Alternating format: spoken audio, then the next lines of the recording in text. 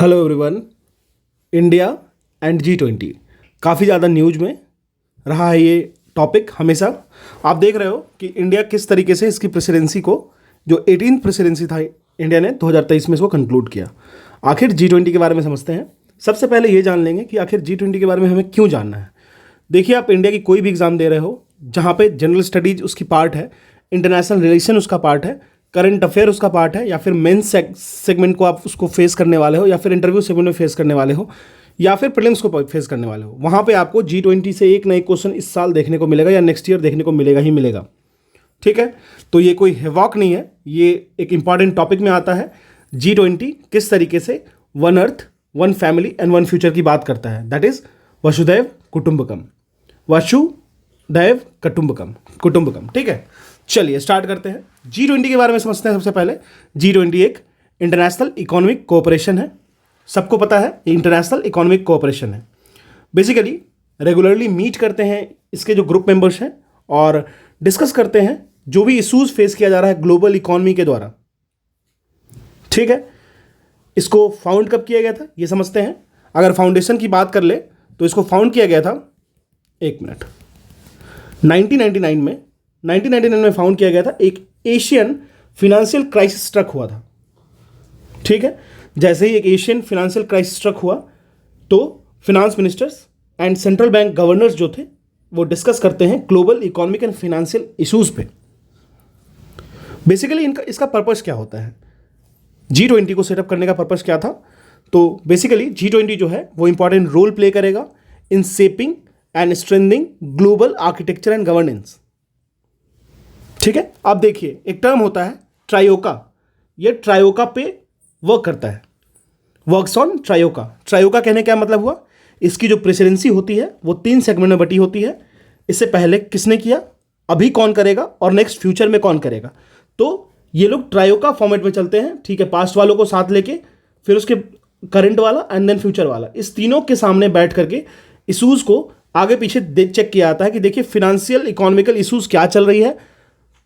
इससे पहले वाले जो प्रेसिडेंसी थे उन्होंने किस मुद्दे को उठाया, उन्होंने क्या टेबल पे लाया, किस किस चीज़ों पे वो उन्होंने अंडरस्टैंडिंग को साइन करवाया, और फिर अभी प्रेजेंट वाले किस चीज़ पे डिस्कस करेंगे और नेक्स्ट आने वाले किस पे करेंगे। ठीक है, तो ये ट्रायोका पे काम करता है। ट्रायोका पढ़िए, ट्रायोका पढ़िए, कोई दिक्कत नहीं है।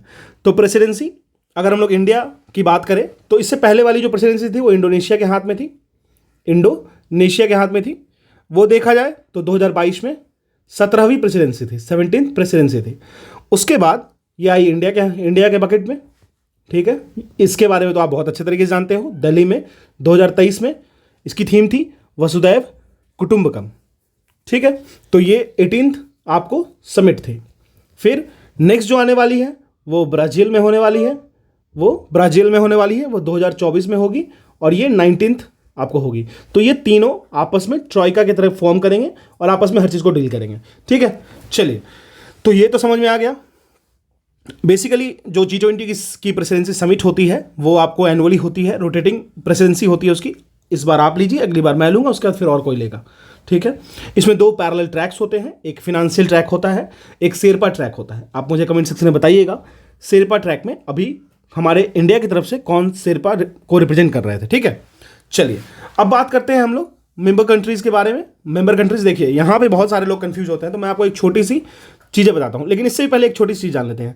आखिर जो G20 है वो कितनी GDP, कितने ट्रेड वैल्यू, कितनी वर्ल्ड के पॉपुलेशन को रिप्रेजेंट करता है। बट इसको बताने से पहले मैं आपको एक चीज़ मेंशन कर देना चाहता हूँ। ये जो डाटा है ग्लोबल GDP का, ग्लोबल ट्रेड का, वर्ल्ड पॉपुलेशन का, वो अफ्रीकन यूनियन के ऐड होने के पहले का है। तो अफ्रीकन यूनियन को इंक्लूड कर लिया गया है अब G20 के पार्ट में। हो सकता है आने वाले समय में इसको G21 बोला जाए, but as of now G20 ही बोलिएगा। तो अफ्रीकन यूनियन को ऐड करने के पहले का डाटा है ये। तो G20 जो है, इसे क्वेश्चन BPSC 69 में फ्रेम किया गया था। आप देखे होगे, अगर आप प्रीलिम्स की क्वेश्चन देखोगे तो काफ़ी अच्छे लेवल के क्वेश्चन है, तो आपको देखना चाहिए। इवन दो आप किसी भी स्टेट पीसेस की तैयारी कर रहे हो, आपको स्टेट पीसेस की क्वेश्चंस को इधर से उधर देखते रहना चाहिए। तो अगर हम लोग प्रेजेंट सिनेरियो की बात करें तो ग्लोबल GDP 85% टोटल सबमिटेड है इन G20, ग्लोबल ट्रेड की बात करें 75% ट्रेड को ये कवर अप करता है। वर्ल्ड पॉपुलेशन की बात कर ले 2/3 पॉपुलेशन को ये कवर अप करता है, दैट इज 66%। ये जो डाटा है वो अफ्रीकन यूनियन को ऐड होने से पहले की डाटा है। अब हम लोग बात कर लेते हैं कि जो भी मेंबर कंट्री है उनके बारे में। देखिए आप थोड़ा परेशान हो गए इसको देख के, लेकिन मैं आपको एक तरीका बताता हूँ। सबसे पहले एक काम कर लेना, 2 यूनियन को रखना, African union and European union. खत्म, इतना आपने रख लिया, चलो अच्छी बात है। अब हम लोग क्या करते हैं ना, G7 कंट्री की बात करेंगे, ग्रुप ऑफ 7 कंट्रीज की बात करेंगे, जो G8 कहलाता था पहले, जिससे किसने एग्जिट किया तो G7 हो गया, ये कमेंट सेक्शन में मुझे बता दीजिएगा आराम से। तो देखिए G7 कंट्रीज की बात करेंगे तो आप मुझे बताओ कि कौन कौन सी कंट्री को रिमूव करेंगे हम। तो कनाडा हो गया, सेकंड हो गया फ्रांस, कनाडा, लो भाई G7 में है। सेकंड हो गया फ्रांस, लो फ्रांस को भी रिमूव कर देते हैं। थर्ड हो गया जर्मनी, चलिए जर्मनी को भी रिमूव कर देते हैं। फोर्थ हो गया इटली, इटली को भी रिमूव कर दो, लो रिमूव कर दिया। फिफ्थ हो गया जापान, चलिए जापान को भी रिमूव कर देते हैं। सिक्स्थ हो गया USA, United state of America, चलिए इसको भी रिमूव कर देता हूं मैं। सेवेंथ हो गया यूके, यूनाइटेड किंगडम को भी रिमूव कर देते हैं। ये जो 7 कंट्रीज हुई कौन कौन सी, आप आराम से देखना, क्योंकि यहीं पे आपको डाउट्स होगा और मैं ये भरोसा दिलाता हूं कि अगर आप इसको अच्छे से सुन के चले जाओगे तो आपको दिक्कत नहीं आएगी। यूएसए, यूके, फिर France, Canada, Italy, Japan and Germany, ये क्या हो गया, ये G7 ग्रुप की हो गई। ठीक है, ये G7 हो गई। चलिए G7 मतलब 7 हो गया। 2 हम लोगों ने यूनियन ले लिया, कौन कौन सी यूनियन, चलिए यूनियन को भी एक जगह प्री डिफाइन कर देते हैं। एक यूरोपियन यूनियन हो गया और एक अफ्रीकन यूनियन हो गया। क्लियर है। अच्छा एक चीज और मैं आपको बताना चाहूंगा, African union and south Africa में कंफ्यूज मत होइएगा, ठीक है। African union and south Africa में कंफ्यूज मत होइएगा। तो यहां पे यूरोपियन यूनियन हो गया, अफ्रीकन यूनियन हो गया, ये 7 हो गया, 7 2 9 हो गया। क्लियर हो गया। अब हम लोग बात कर लेते हैं ब्रिक्स की। चलिए ब्रिक्स की बात कर लेते हैं। Brazil, Russia, India, China and Africa. Brazil, Russia, India, China and south Africa. लेकिन भाई 6 और कंट्रीज को जनवरी 2024 में इंक्लूड करने की बात कही गई है ब्रिक्स में। कौन कौन सी वो कंट्रीज हैं, तो पहले हम एक काम करते हैं, ब्रिक्स BRICS, उसके जो भी 5 कंट्रीज है उसको अलग करते हैं। कौन कौन सी, BRICS ब्रिक्स को। तो कौन कौन हो जाएगी वो कंट्रीज, एक बार देख लेते हैं। ब्राजील, ठीक है, चलिए ब्राजील, फिर हो गया रशिया, ब्राजील के बाद रशिया खोज लीजिए, हाँ रशिया, चलिए फिर हो गया इंडिया, हमारा प्यारा भारत, फिर हो गया चाइना, चलिए चाइना को भी अलग कर लेते हैं, फिर हो गया साउथ अफ्रीका, हाँ साउथ अफ्रीका। क्लियर है, ये हो गया आपको 1 2 3 4 and Brazil, Russia, India, China, south Africa, 5 हो गया टोटल। ठीक है, तो कितना हो गया, 7 हो गया आपको ग्रुप ऑफ G7, 7 हो गया ब्रिक्स का हो गया 5 प्लस 7 हो गया G7 प्लस 2 हो गया अफ्रीकन यूनियन, यूरोपियन यूनियन। ठीक है, अब एक चीज और समझो, ब्रिक्स में 6 और कंट्रीज ऐड होंगी जनवरी 2024 में, उनको इंक्लूड करना है। वो है Argentina, Egypt, Ethiopia, Iran, Saudi and UAE। मैं फिर से रिपीट कर रहा हूं, Argentina, Egypt, Ethiopia, Iran, Saudi and UAE। अगर आप G7 और ब्रिक्स को याद कर लिए और 2 यूनियन को याद कर लिए तो आपके पास बहुत ज़्यादा टेंशन रखने की जरूरत नहीं है। कुछ कंट्री जो एक्स्ट्रा है वो हम लोग देख लेते हैं, उनको आराम से देखते हैं। देखिए वो हो गया इंडोनेशिया, सऊदी और अर्जेंटीना, ये दोनों तो ब्रिक्स में ऐड होने वाला है, ये तो आप कंफर्म हो गए। तो इस दोनों को भी आप आराम से याद रख लोगे क्योंकि ये 2024 में ऐड होने वाला है। फिर हम लोग बात कर लेते हैं ऑस्ट्रेलिया, ठीक है, फिर जापान तो है ही, Australia, Saudi Arabia, then South Korea, then Mexico, फिर इंडोनेशिया तो हम लोगों ने ऐड लिया, फिर एक तुर्की हो गया। अब एक बात बताओ, कोई भी कंट्रीज बची, कुछ भी याद करने की जरूरत पड़ेगी? बिल्कुल नहीं पड़ेगी। तो इस डर में नहीं रहना है कि क्या हो रहा है, कैसे हो रहा है, क्यों हो रहा है। थोड़ा सा अप्रोच लगाइए, आपको याद हो जाएगा। ठीक है, चलिए बहुत बहुत ज़्यादा G20 के बारे में बात समझ लिए तो कुछ अचीवमेंट भी जान लेते हैं आखिर इन्होंने किया क्या है। तो देखिए इन्होंने सबसे पहले तो आप रिसेंट की न्यूज़ समझिए, $10 ट्रिलियन रेस्क्यू पैकेज को इन्होंने पास किया था कोविड-19 पेंडेमिक के वक्त। समझ रहे हो कितना ज़्यादा क्रूशियल था होगा ये पैकेज। फिर यूएस चाइना ट्रेड ट्रूस हुआ था 2018 में, जो कि हमेशा डिस्टर्ब चलता था और चलता है और चलता रहेगा, तो ये उन्होंने कराया था। फिर टैक्स रिफॉर्म के बारे में जान लेते हैं लो इनकम कंट्रीज के लिए। और फिनेंशियल क्राइसिस को एड्रेस किया था इन्होंने, जैसे ग्लोबल फाइनेंशियल क्राइसिस 2008-2009 में आया था, यूरोजोन क्राइसिस 2010 वाला भी। ये सब इनकी थोड़ी अचीवमेंट्स हैं जो कि काफ़ी ज़्यादा इम्पैक्टफुल है। अच्छा, ये सोचिए कि इंडिया ने अफ्रीकन यूनियन को क्यों इंसर्ट किया। अफ्रीकन यूनियन के बारे में बात कर लें, 55 कंट्रीज़ हैं इसमें इंक्लूडेड। पॉपुलेशन की बात कर लें तो 1.4 बिलियन है। तो आप एक बात सोचो, 55 यूनिट मिलके जो जिनकी जितनी पॉपुलेशन हो रही है अफ्रीकन यूनियन की, इंडिया की अकेले उतनी पॉपुलेशन है, शायद उससे ज़्यादा। क्लियर है? तो ये चीज़ें हो गई। अच्छा, इंडिया का इंटरेस्ट आखिर है क्या अफ्रीकन यूनियन को ऐड करने में? आखिर अफ्रीकन यूनियन को ऐड करके इंडिया को क्या मिलेगा? मिलेगा भाई यूनाइटेड नेशन सिक्योरिटी काउंसिल में सपोर्ट, यूएनएससी में सपोर्ट। आप समझ रहे हो? तो चीज़ें होती हैं। और वैसे भी अफ्रीकन यूनियन एक इंटरेस्ट पॉइंट है। अफ्रीका अगर ग्लोबली राइज करेगा तो सबसे पहले देखिए, जो फ्यूचर फ्यूल है रिन्यूएबल एनर्जी सोर्सेस जैसे सनलाइट, विंड, आप एक समझिए पूरे वर्ल्ड का लगभग 40% जो ग्लोबल रिन्यूएबल एनर्जी पोटेंशियल है ना, वो आपको अफ्रीकन जोन में मिलेगा। ठीक है, जैसे सोलर हो गया, जैसे विंड हो गया, ये सब चीज़ें भी आगे सोचने वाली बात है। चलिए, अब हम लोग समझ लेते हैं आखिर जो G20 हुआ उसके कुछ की आउटकम्स थे। आखिर क्या क्या है उसके की आउटकम्स, ये समझते हैं। शॉर्ट में समझेंगे, बहुत ज़्यादा इस पर घुसने की जरूरत नहीं है। सबसे पहली आउटकम क्या थी? उन्होंने इंक्लूड किया अफ्रीकन यूनियन को एज ए परमानेंट मेंबर। ठीक है। एक G20 न्यू दिल्ली लीडर्स का ज्वाइंट डिक्लेरेशन हुआ। ग्लोबल बायोफ्यूल अलायंस, GBA कहते हैं, बायोफ्यूल के यूज को बढ़ाना है जितना ज़्यादा हो सके, तो African union as a permanent member of G20 बनी। एक G20 सैटेलाइट को लॉन्च किया जाएगा for environment and climate observation के लिए। ठीक है। फिर crypto assets and use of AI responsibly, किस तरीके से आर्टिफिशियल इंटेलिजेंस को यूज करेंगे रिस्पॉन्सिबली, उसकी भी बात चली।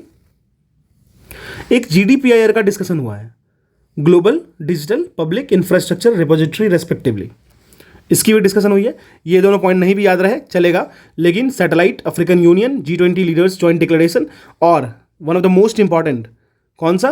ग्लोबल बायोफ्यूल अलायंस, GBA को याद रखना है आपको। कंजम्पशन ऑफ बायोफ्यूल्स, आप बहुत ज़्यादा क्वेश्चन आपको देखने को मिलेगा बायोफ्यूल से रिलेटेड। ठीक है, इस चीज़ का ध्यान रखना है। और एक चीज़ और बहुत ही ज़्यादा इंपॉर्टेंट चीज़ें आई हैं उठ के, फ्यूचर पॉसिबिलिटी क्या है क्या नहीं है वो तो आगे आने वाला समय बताएगा, लेकिन एक है India middle east economic corridor, India middle east Europe economic corridor, इसको IMEC कहते हैं। ये बहुत मैटर करने वाला है आगे चल के। ठीक है, चलिए बाकी सिग्निफिकेंस क्या है G20 की, बेसिक चीज़ें। ग्लोबल फाइनेंशियल स्टेबिलिटी को सपोर्ट करता है, ग्लोबल डेवलपमेंट चैलेंजेस को एड्रेस करता है। एटलीस्ट जो चीज़ें जहाँ पे ब्लॉक्ड हैं वहाँ उन चीज़ों पे डिस्कशन होता है, तो चीज़ें उठ के आती हैं और उन पे उनकी सोल्यूशन को ढूंढा जाता है। ह्यूमन रिसोर्स डेवलपमेंट की बात करें और एम्प्लॉयमेंट की बात करता है। 2014 के समिट ब्रिस्बेन में G20 लीडर्स ने कमिट किया था कि वो gender gap in labour force participation को कम करेंगे 25% से 2025 में। ठीक है, तो इसी को 25x25 का गोल कहते हैं। चलिए, अब देखिए इंडिया ने प्रेसिडेंसी किया, बहुत अच्छी बात है। इंडिया ने काफ़ी सक्सेसफुली इसको प्रेसाइड भी किया और काफ़ी अच्छा रहा ये चीज़। ठीक है, तो आखिर सिग्निफिकेंस क्या रहा है, इसका इंपॉर्टेंस क्या है? चलिए वो किए, अच्छी बात है, बट बहुत सारी इशूज़ भी आई, जैसे कि लोग कहते हैं, बहुत सारे लोगों का मानना है, बहुत सारे एक्सपर्ट्स का मानना है कि आखिर उन्होंने तो किया, लेकिन क्या उन्होंने जितना खर्च किया क्या वो वायबल था? तो एक चीज़ तो है कि उन्होंने अपनी लीडरशिप को शो किया। इंडिया अगर अपने लीडरशिप को शो कर रहा है तो वो अपने लीडरशिप को जो प्रूव कर रहा है उसमें क्या क्या चीज़ों को वो कर सकता है, तो किसी भी डिस्कशन को स्टीर कर सकता है। मतलब अगर वो चाहे तो किसी भी डिस्कशन को पॉइंट पे ला सकता है, हाँ चलिए इस पे बात करते हैं। कंसेंसस को बिल्ड कर सकता है और सॉल्यूशन को ऑफर कर सकता है जियोपॉलिटिकल इश्यूज पे, जैसे इजराइल पैलेस्टीन वॉर, इंडिया के ओपिनियंस को वैल्यू किया जा रहा है। Russia Ukraine war, Ukraine is criticising India that India is not saying anything. In spite India is taking oil from Russia, बिल्कुल ले रहे हैं, क्यों नहीं लेंगे? हालांकि ये बोलने वाली बात नहीं, लेकिन लेंगे, ठीक है। इसी तरीके से इकोनॉमिक अपॉर्चुनिटीज़ क्रिएट करेगा। इंडिया की G20 प्रेसिडेंसी जो है वो ट्रेड एंड इन्वेस्टमेंट अपॉर्चुनिटी को इंडिया में ग्लोबल मैप पे एक्सपेंड करेगा, ठीक है। इंडिया का फुटप्रिंट इंक्रीज होगा। अगर आप समिट को होस्ट करते हो तो इंडिया डिमॉन्स्ट्रेट कर पाया किस तरीके से जो कंटेम्प्रेरी टेक्नोलॉजीज हैं उसके एडवांसमेंट को हेरिटेज, कल्चर एंड ट्रेडिशन से मिक्स करके, और ये जो मिक्सिंग होता है ना, ये वर्ल्ड को बहुत पसंद आता है। तो ये जैसे वर्ल्ड को पसंद आएगा तो ये इंडिया के स्टेचर को इन्हांस करेगा ग्लोबल जियोपॉलिटिक्स में। ट्रस्ट तो बिल्ड होगा ही होगा, ठीक है। चलिए अब देखिए इंडिया की G20 प्रायोरिटीज काफ़ी इंपॉर्टेंट नहीं है। ग्रीन डेवलपमेंट की बात ज़्यादा इंडिया करता है, क्लाइमेट, फाइनेंशियल एंड लाइफ पे ज़्यादा, लाइफ किस चीज़ से रिलेटेड है ये भी ध्यान रखिएगा। Accelerated inclusive and resilient growth की बात करता है। फिर साथ साथ में सस्टेनेबल डेवलपमेंट गोल्स की प्रोग्रेस पे ज़्यादा ट्रेस करते हैं ये लोग। फिर डिजिटल पब्लिक इंफ्रास्ट्रक्चर पे ज़्यादा बातचीत चलती हैं। मल्टीलेटरल इंस्टीट्यूशन 21वीं सेंचुरी में उस पर बात करते हैं, और वुमेन लेड डेवलपमेंट पे विचार ज़्यादा किया जाता है, ठीक है। अच्छा चलिए बात एक तो और है, चैलेंजेस तो आएंगे ही आएंगे, क्यों नहीं आएंगी। अब एक बात बताओ, इतनी सारी कंट्रीज़ हैं, 2 यूनियन भी हैं, तो आखिर चैलेंजेस तो आएंगे ही। सबके अपने अपने डाइवर्जेंट इंटरेस्ट है, सबकी अपनी अपनी प्रायोरिटीज़ है, ठीक है। तो ये तो लाएंगे ही चीज़ें, साथ में ही इफेक्टिव पावर का लैक भी है, क्योंकि G20 जो है ना, वो लीगली बाइंडिंग इंस्टीट्यूशन नहीं है। मैं कह रहा हूँ, आपको अच्छी लग रही है मानिए, नहीं अच्छा लग रहा है मत मानिए, लीगली बाइंडिंग नहीं है, ये याद रखिएगा। यहाँ से MCQ फ्रेम हो सकता है। G20 is not a legally binding institution. Geopolitical tension तो बना रहता है। अभी देखिए इकोनॉमिक कॉरिडोर की बात चल रही थी, हो गया इशू, इजराइल पैलेस्तीन वॉर हो गया, सऊदी अरेबिया रूठ जाएगा तो कैसे काम होगा, हो ही नहीं पाएगा, कहाँ से हो पाएगा। और ग्लोबल चैलेंजेस पे जो इनएडिक्वेट रिस्पॉन्स है ना, वो भी बहुत मैटर करता है। जैसे क्लाइमेट चेंज पे बातें कम होती है, सिर्फ बातें ही ज़्यादा होती है, हवाबाजी ज़्यादा होती है। इनइक्वालिटीज़ पे भी कम बातें होती हैं। तो ये सब चीज़ें भी आपको परेशान कर रही हैं, चैलेंजेस हैं इंडिया के लिए। और एक और है, एक टर्म होता है प्रोटेक्शनिज्म। हम ग्लोबल मार्केट को तो अटैच कर लेंगे, बहुत अच्छी बात है, ग्लोबल मार्केट की सामान हमारे यहाँ आकर डंप हो जाएंगी, अच्छी बात है। डॉलर आ जाएगा, पेट्रो डॉलर आ जाएगा, रशियन आ जाएगा, या फिर कहीं से बाहर से कोई भी चीज़ें आ जाएंगी, अच्छी कैश आ जाएंगी। बट हमारे जो लोकल मार्केट्स हैं, क्या वो डैमेज नहीं होगा डैमेज, तो उसको भी तो प्रोटेक्ट करना है। तो प्रोटेक्शनिज्म की फैक्टर भी आपको दिमाग में रखना है, ठीक है। जैसे अपने अपने राइट्स की बात करते हैं, ट्रंप उठते थे, ट्रंप भाई साहब उठ के बोलते थे ये सामान को बैन कर दो, क्योंकि ये सामान पे कस्टम बढ़ा दो, इस पर टैक्स काफ़ी कर दो। क्यों कहते थे? क्योंकि उनका ध्यान है ना प्रोटेक्शनिज्म टर्म पे। डोमेस्टिक इंडस्ट्रीज को अगर लड़ना हो फॉरेन कंपटीशन से, भाई छोटे छोटे हार्ट होंगे, वो वॉलमार्ट से लड़ पाएगा? एक बार में खा जाएगा, छोटी छोटी मछलियाँ हैं। चलिए वे फॉरवर्ड सोच लेते हैं, हर चीज़ों का अपना पॉजिटिव एंड नेगेटिव एस्पेक्ट है, लेकिन G20 बहुत ही ज़्यादा इंपॉर्टेंट है आपके एग्जाम के पॉइंट ऑफ व्यू से। इनकल्सिविटी होगी ही होगी, ठीक है। Non member states and non state actors भी अपने वॉइस को वहाँ पे, अपने कंसर्न्स को रख सकते हैं। इंटरनल कॉन्फ्लिक्ट्स अवॉइड किए जाएंगे, कलेक्टिव एक्शन लिया जाएगा, प्रॉब्लम सॉल्विंग जो होगा उसको इनकरेज किया जाएगा, इफेक्टिव इंप्लीमेंटेशन होगा। जो फोरम का रोल होगा वो स्विफ्ट एक्शन में प्रॉमिस किया गया है कि इस तरीके से चलेगा। एक्सपेक्टेशंस तो होती हैं, बाद में जो इश्यूज आए वो अलग चीज़ है। कंटिन्यूटी को मेंटेन करना होगा, ठीक है। तो ये सब आपको बेसिक वे फॉरवर्ड्स हो गए। अब ये बॉक्स आप पढ़ लेना, विजन आईज की सितंबर वाली मैगजीन है, उससे आप देख लेना दिल्ली डिक्लेरेशन में क्या हुआ। अब देखिए India middle east economic corridor की बात कर लेते हैं, बस देख लो, आप खुद देख लो। इंडिया के मुंबई के पोर्ट से, फिर यूएई, फिर यूएई का के जबल अली, फिर Al Ghuwaifat UAE, and then Haradh Saudi Arabia, then Haifa port Israel से होते हुए प्राइसेस जो ग्रीस है वहाँ तक जाएगा, ठीक है। रोड एंड सी की कनेक्टिविटी होगी, rail road, ship to rail road and then road, ठीक है। ये बेसिकली इसको लाया क्यों गया है पता है? इसको लाया गया है, आपको पता है ना, चाइना का जो इकोनॉमिक कॉरिडोर है उसको बेल्ट एंड रोड इनिशिएटिव, उसके कॉन्टेक्स्ट में। और दूसरी चीज़ एक और है, सुएज कैनाल वाला जो टर्म है, कि भाई किसी भी एक कंट्री का कभी भी किसी एक चीज़ पे डोमिनेंस नहीं होना चाहिए। अगर उस कंट्री का उस चीज़ पे डोमिनेंस हो रहा है या उस रीजन का उस चीज़ पे डोमिनेंस हो रहा है ना, वो मनमानी करेंगे। जैसे ऑयल की बात देख लीजिए, अगर गल्फ कंट्रीज़ का ऑयल पे बहुत ज़्यादा ग्रिप होता है तो वो ऑयल को क्या करते हैं, ब्लॉक करते हैं, ऑयल के प्राइसेस को राइज करते हैं जब मन आता है तब। लेकिन अगर आप ऑल्टरनेटिव ढूंढ लोगे तो वो लूज हो जाएंगे। तो ऐसा कुछ होना चाहिए, बिल्कुल होना चाहिए, ठीक है। ईस्ट कॉरिडोर और नॉर्दर्न कॉरिडोर की बात है, ठीक है। अब देखिए कौन कौन कंट्रीज इन्वॉल्व रहेंगे, India, UAE, Saudi Arabia, Jordan, Israel and Europe, ठीक है। अब देखिए जो India middle east Europe economic corridor है उसकी सिग्निफिकेंस क्या है। यूरेशिया में आपकी ग्लोबल शिफ्ट होगी यूरोप प्लस एशिया की तरफ, ट्रेड फैसिलिटेशन एंड एक्सेसिबिलिटी बढ़ेगी, लॉजिस्टिक कॉस्ट रिड्यूस होगा, एक्ट वेस्ट पॉलिसी आपकी और इंटेंसिफाइड होगी, इकोनॉमी की यूनिटी बढ़ेगी, diplomatic collaboration and geopolitical stability बढ़ेगी, बिल्कुल बढ़ेगी, सस्टेनेबल डेवलपमेंट होगा, रीजनल सप्लाई चेन सिक्योर होगा। ऐसा नहीं हुआ कि सुएज कैनाल ब्लॉक हो गया, एवरग्रीन से याद कीजिए ब्लॉक हुआ था, जो वो था उससे ब्लॉक हो गया तो सारे का सारा सप्लाई चेन डिस्कस्ड हो गया। इसराइल फलस्तीन वॉर होने लगा तो अब जैसे रशिया यूक्रेन वॉर होने लगा तो रशिया से अब ऑयल सप्लाई बंद हो गया। तो ये डिसरप्शन नहीं चाहिए, ऑल्टरनेटिव्स चाहिए हमें, सिक्योर रीजनल सप्लाई चेन चाहिए, ठीक है। अब देखिए इसको चाइनाज के बेल्ट एंड रोड इनिशिएटिव से कंपेयर किया जाता है। जो India middle east economic corridor है वो आपको कोलैबोरेटिव कंसल्टेशन होगा, बहुत सारे कंट्रीज मिलकर पार्टिसिपेट करेंगे और खर्च करेंगे। बट बॉर्डर रोड इनिशिएटिव क्या है, वो सेंट्रली डिजाइंड है, चाइना मेन है इसमें। यहाँ पे बेनिफिट ऑल रीजन को मिला जाएगा, यहाँ पे चाइना के इंटरेस्ट को फुलफिलमेंट ज़्यादा होता है। डेब्ट पॉलिसी, मैं आपको लोन दे देता हूँ, आपके यहाँ का इंफ्रास्ट्रक्चर बना देता हूँ, लेकिन जो बनाऊंगा वो मेरी कंपनी बनाएगी, जो वहाँ पे काम करेंगे वो मेरे लेबर काम करेंगे, वहाँ से जो सामान जाएगा वो मेरा जाएगा, फिर हम लोग बात करते हैं आपको इंटरेस्ट लोन दे करके। आपके घर में आके आपके घर में घर मैं बनाता हूँ, आपको मैं लोन देता हूँ, बस आपका घर बन रहा है ये जान लो, ठीक है।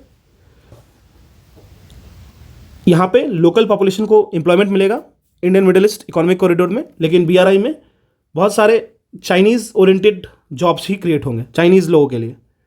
आईएमईसी की बात कर लें तो basically best international debt practices को फॉलो किया जाएगा।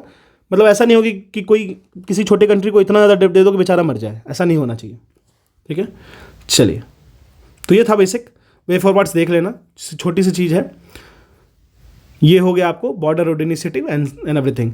तो G20 के बारे में इतना जानना काफ़ी है। ये एग्जाम में आने वाला है। सितंबर मैगजीन की जो इंटरनेशनल रिलेशन वाला फर्स्ट पेज है उसमें आपको G20 का वाला पार्ट दिखेगा, वो जरूर कर लेना क्योंकि एग्जाम में इससे बहुत एग्जाम में पूछने वाला है, ठीक है।